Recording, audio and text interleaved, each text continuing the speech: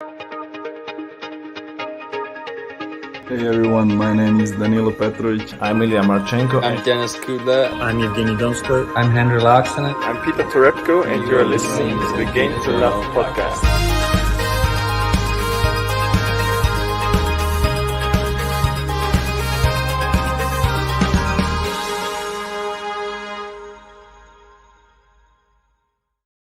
Hey, welcome back, tennis fans. Here we are with an emergency podcast. Obviously, the breaking news just come out.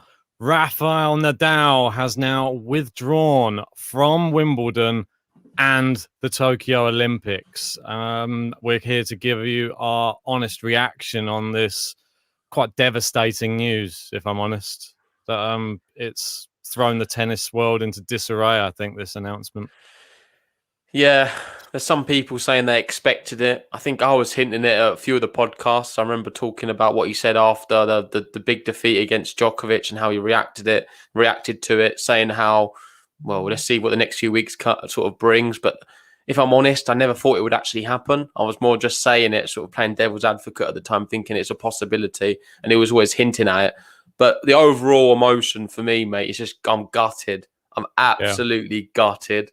Like, when I saw it, I think I saw a message in the Discord chat first. So the guy broke it in there, and I checked on Twitter and I saw the official tweet from him, and I was just really upset. Like, seriously, just thinking this just sucks. Especially after yesterday, we did a podcast talking about Djokovic getting the Golden Slam. Check that out if you haven't already, guys. And I had a lot of hope in me that Wimbledon could be something special. Rafa could have like a bit of a bee in his bonnet after losing in Roland Garros, and he might have a point to prove.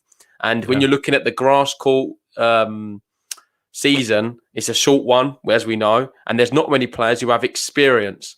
You look at the likes of a Federer and Nadal and a Djokovic, and they've got a massive advantage over some of the young next-gen players who haven't played on the surface very much. And I actually fancied Nadal to cause a bit of an upset. And a few people not to be too short. Like, I wouldn't have been surprised if he did something special this year at Wimbledon. But it is what it is. And he's cited, it's his body. He's protecting his body. It seems to be the year where all the players, him and Federer, they're using the same kind of quotes. It is. It's all about the body, it seems. And you've got people listening to their bodies. 2021, the year that you listen to your body, apparently. Are we going to see the same? Do you listen to yours or not? Mate, my body's telling me to go out and exercise. I've been ignoring it for a long time. I need to go out and actually do some. Now the weather's actually turned terrible. Now it's raining. Yeah. But that's not what we're not here to talk about. Me, I thought we'd go through his initial tweets that he put out. I just got them here so that everyone can see. Hi all. I've decided not to participate at this year's championships at Wimbledon and the Olympic Games in Tokyo. It's never an easy decision to take, but after listening to my body and discussing it with my team, I understand that it is the right decision. We got the same thing. It's sort of like similar to a Federer-esque thing, that speaking to his team, listening to his body. I mean, he was a little bit injured. Well, at least he did it before the tournament. Federer did it during the Roland Garros. After going through a few rounds and getting to the second week, he then pulled out. So Rafa's done it the right way. It's better to do it this way round than putting out halfway through the tournament. He was never going to pull out of Roland Garros. Come on, let's be serious. No, but I'm saying it's better for him to do it like this and do a first week of Wimbledon and then pull out. That's what I'm saying. I'm listening to my body. I'm not take a bet. There would have been no point of that because he's not saving himself for anything. No. So he's just decided to completely miss it altogether. Probably the more shocking of the two is missing the Olympic Games because let's be honest, this is his last shot of one. I don't think he's going to get another chance at another one. Well, I think he's already got the gold medal. He's already one of the players who does have the career Golden Slam. There's no one who has the calendar year Golden Slam. It's only Steffi Graf who has that, as we spoke about yesterday on the podcast. But yeah, he's one of a few batch of players who does actually have an Olympic gold medal. And unfortunately, it doesn't look like it's ever going to be two. But just is what it is. That's the worst. Like it kills me inside. It honestly kills me inside to know that he's missing up on an opportunity like this. But then it must be pretty severe. These guys, we've got to understand the level they play at it can't come that easy. There must be so much work what goes on the training courts, the practice courts, working hard, conditioning, exercise, your whole family, like not being able to see them at certain times, the amount of restrictions they have in their lives to produce the level of tennis we're able to watch. There's a lot what goes on behind the scenes. And they're not getting any younger either. No. To be playing at the age these guys are at and playing at the level they play at, it is nothing short of a miracle, if I'm honest. I think it's all catching up on them that they physically can't play like that week after week. And you look at the scheduling again. I'm going to go back to the scheduling. You've got this clay court season, which goes on. It goes on for a fair while, doesn't it? Yeah. But then you have at the end of it, you have the biggest clay court event, which would be Roland Garros. So you sort of end with that. And then you've got a few weeks, and then you've got Wimbledon. It just doesn't make sense. Like it's basically making it so difficult for players to go from one to the other.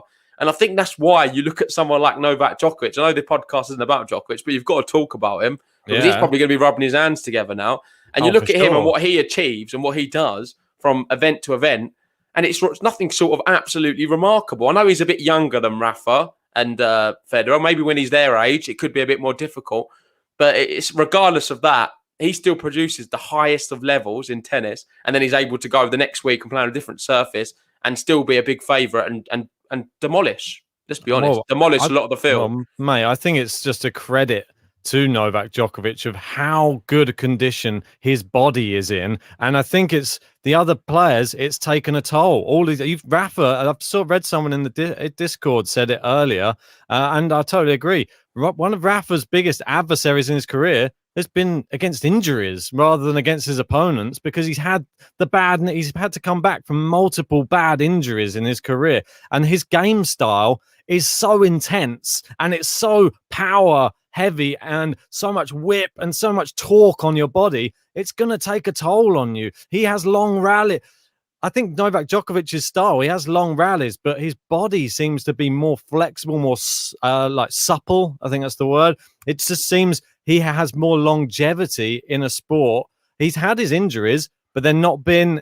It's when it starts happening to your legs and your feet and all of the knees, and like Murray, and to credit to him, he doesn't really have the same body type, I wouldn't say, as the big three, but he pushed his body to the absolute max just to get himself Grand Slams. And you saw what it did to him. It broke his whole body apart.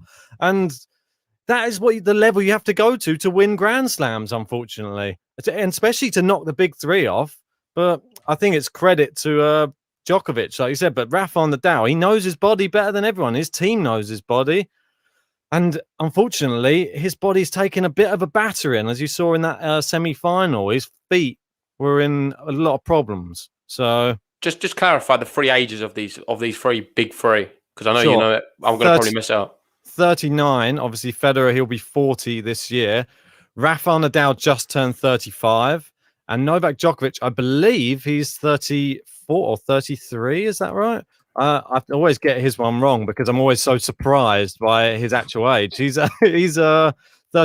Yeah, he's just a year younger than Rafa. Yep. So yeah, it's just incredible. But will he come a cropper in the future? We don't know.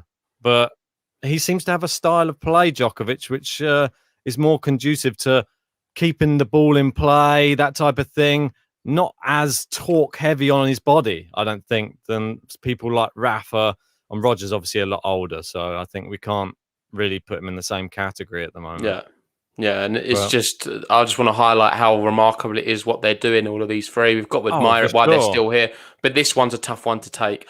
I don't know if I'm as shocked as most. I know you were probably more shocked because I've been hinting at it. I just had a little feeling that sucked the life out of him. That Roland Garros defeat, it sucked the life out of him. That's a tough one for a man like Rafael Nadal to take. Yeah. I don't think he's doing it for that reason. I think he is just listening to his body. He's played. It was a very difficult clay season for him. I've got some quotes and some of the things he was saying actually from it. Obviously, he lost the semi-final to the eventual winner Djokovic last week. And he said the 2-week gap between Roland Garros and Wimbledon. On that, he said it didn't make it easy for my body to recuperate after the always demanding clay court season. So he spoke about the clay court season, how demanding it was. Look at some of the matches he had in Barcelona against Tsitsipas. What a battle that was. How do you recover and go back into, say, what was after that? Madrid.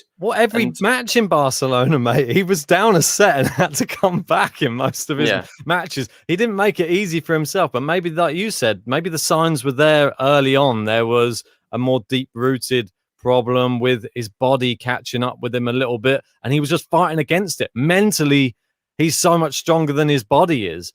So it's just credit to him that he was able to win that tournament and still get to the semi-finals in Roland Garros as well.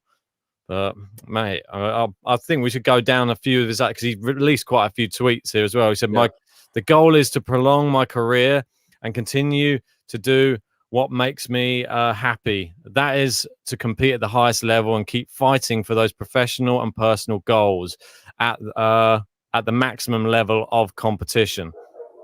I think so. Basically, he's saying he has to do this in order to compete at the maximum. He doesn't want to go into a Wimbledon and not be quite there and then have longer effects. Like, potentially it could mean he'll miss out on the US Open. Exactly. And he probably fancies his chances more at a US Open than Wimbledon. But I'm not so sure about that, because I think this Wimbledon, the big thing for me is I think this was a really good opportunity. There's not many players who have grass court experience. Rafa does, and he's looked good. You look at 2019 semi-final, 2018, I think it was semi-final as well. He's been coming close. Do you know what I mean? And it's only because he's losing to the likes of, say, whatever. Well, it's only the other two, isn't it? Yeah, Djokovic Federer. mainly, or Federer.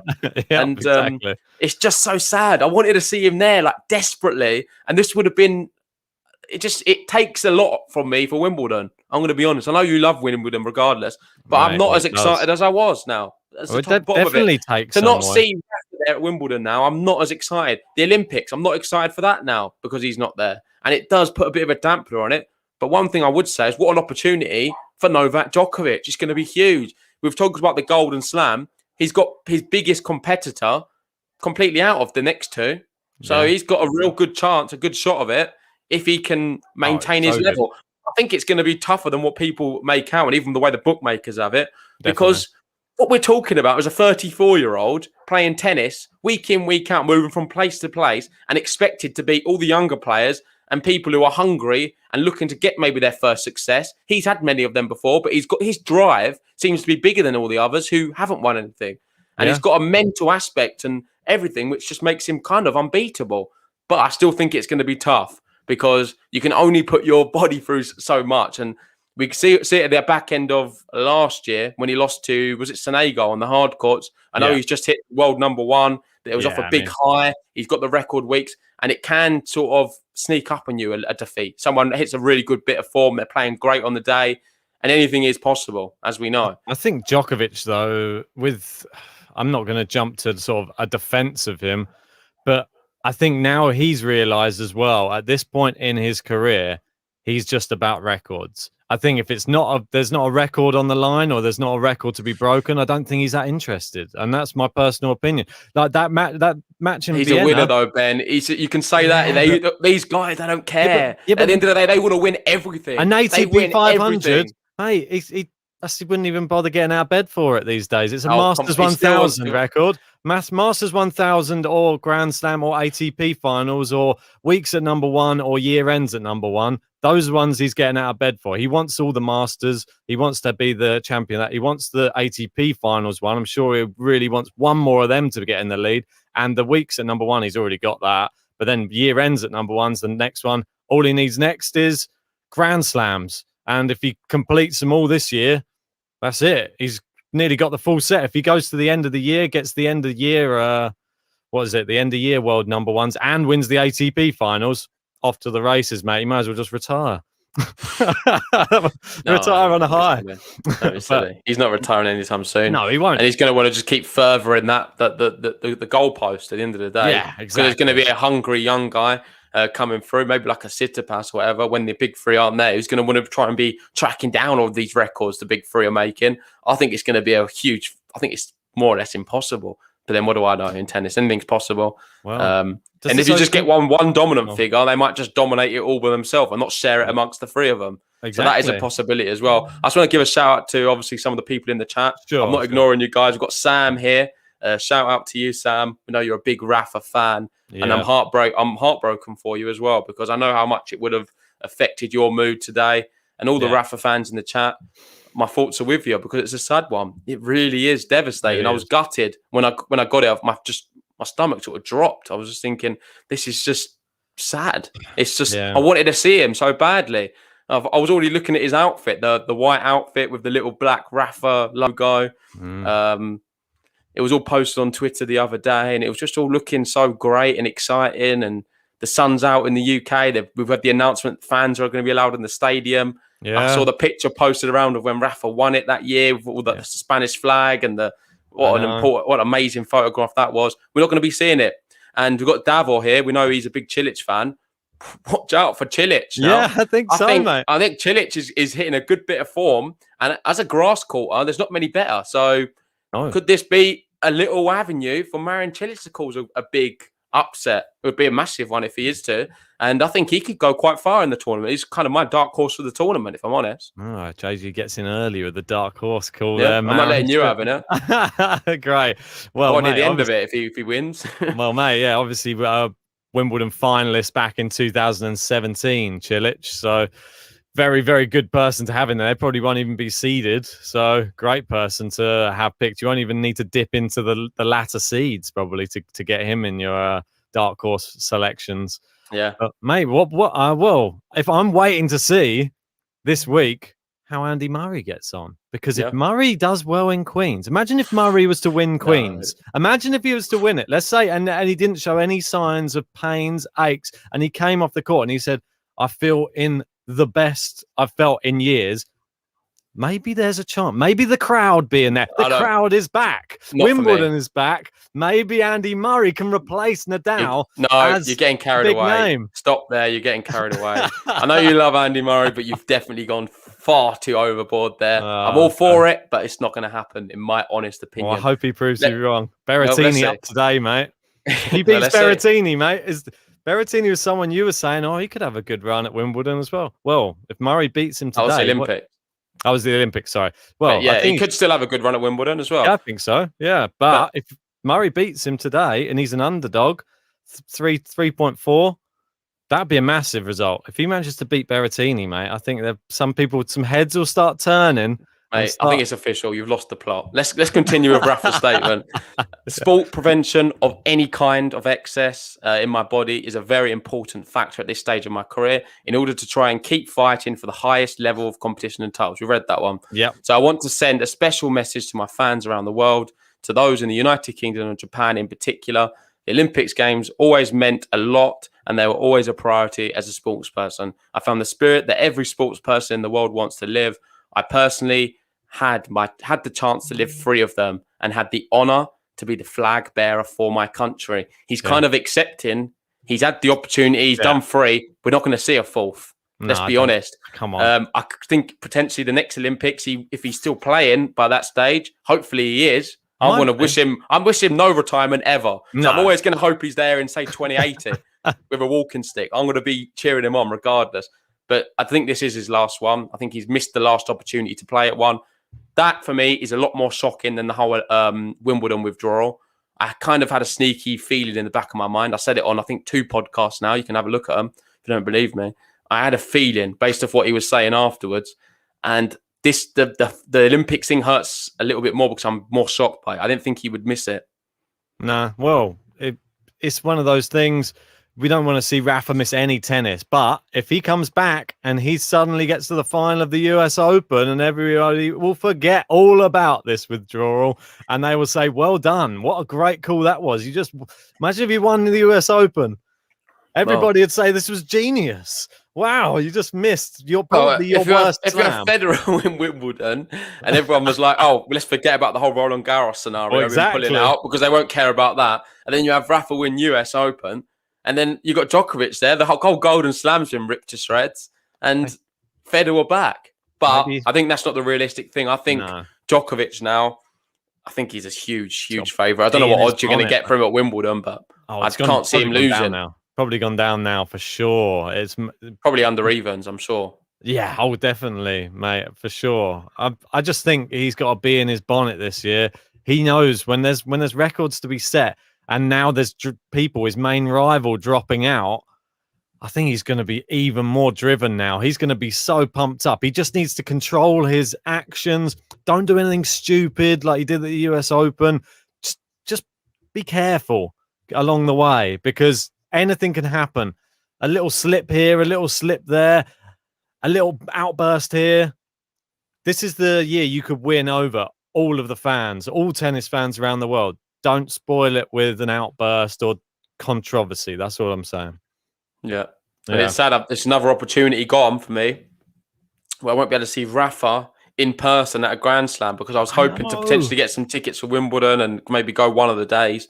So it's another year gone for me, unless I go somewhere else out of the UK. But right now with COVID, we're not really able to. No. So there's that as well. But that's probably more selfish more than anything. Yeah. What people saying in the chats? I saw a good one a second ago. We've got Charging Bolt saying the Olympics 2024 will be at Roland Garros. I heard. Don't know if that's true. Paris. It's the Paris Olympics. So potentially, if it's at there, maybe we could see him. He could he could do that when he's 40, right? He can roll himself out. 50, maybe. Yeah, but no, anything's possible in life. Wimbledon's still going to be coming up. We're going to be covering everything on Game to Love. So make sure you subscribe to the channel if you haven't already, and like this video, because we'll be covering all of that, regardless of Rafa's not there or not. Yeah. And yeah, I'm not sure what more to add about it all, really. It's just gutting. It really is. Yeah. Rafa's taken the decision. In one way, what I want to just say to all the Rafa fans out there, it's better that he's done this now and he's not put in a bit of a shit show, to be honest, when he's there, because that would have been a lot worse. I wouldn't have wanted to watch him collapse.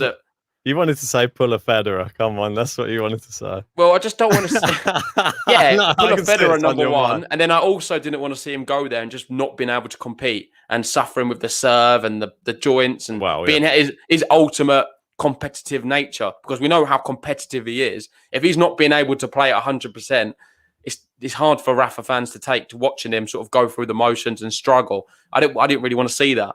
So it's better that he's saving his body. And hopefully by doing stuff like this, we might be able to see him for more years. And if we get to see, say, the odd, it's going to be a reduced calendar. We've got to accept that. It's definitely Federer. It's going to be a reduced calendar. It's probably going to be a little bit more of a reduced calendar from now onwards for Rafael Nadal. As much as I don't want to say it, I can't say the same for Djokovic. He looks like he can play every week still. But Nadal, it will be a reduced calendar. But what we will see is when he does play, we're going to see his 100%. We're going to see him playing at his very best. And if we get that, I'm more than happy, because I thought what he produced at Roland Garros, although he's not been great this whole clay court season on the whole, if you compare it to other seasons, I still think the level he produced and was able to play against Djokovic, especially in that third set, was just something from the gods. Yeah, and if we're able to see that a few times a year, I'll be happy. I'll have a smile on my face. Hopefully, though, he can win next time. Indeed, mate. I think it's just it's a very sad news. Hopefully, it's for the greater good. I think you're going to be seeing that, like you said. I'll echo that. In these next few years, I think once Djokovic has taken a few more records, you'll probably see him not enter as many tournaments. He'll just be going for maybe slams, or he'll just be going for masters, or he'll just be going for ATP finals if he can just get enough points to get there. I think that's what you're going to see, because they're going to be trying to just maintain their bodies. I mean, what more can you do at that age, mate? I don't know how they do it. He will be back. Rafael Nadal will be back stronger. I'm telling you now. Watch out for him at US Open. I'll be cheering him on. Can he do something special? I'm hoping so. Yeah, I'm sure he can. But anyway, that's the breaking news from us and our honest reaction to it. Hopefully you guys enjoyed it. Hit the like button on the video, please. Subscribe if you're new. And join us. We're probably going to be doing another podcast maybe this evening. If not, it may be at the weekend or something like that, rounding up all of Halle and Queen's Club. Yeah, and we've got DOS of the week as well. We're trying to fit in as well. We'll squeeze that in. Stay tuned on the channel. Thanks for watching, guys, and see you very soon. Cheers, guys.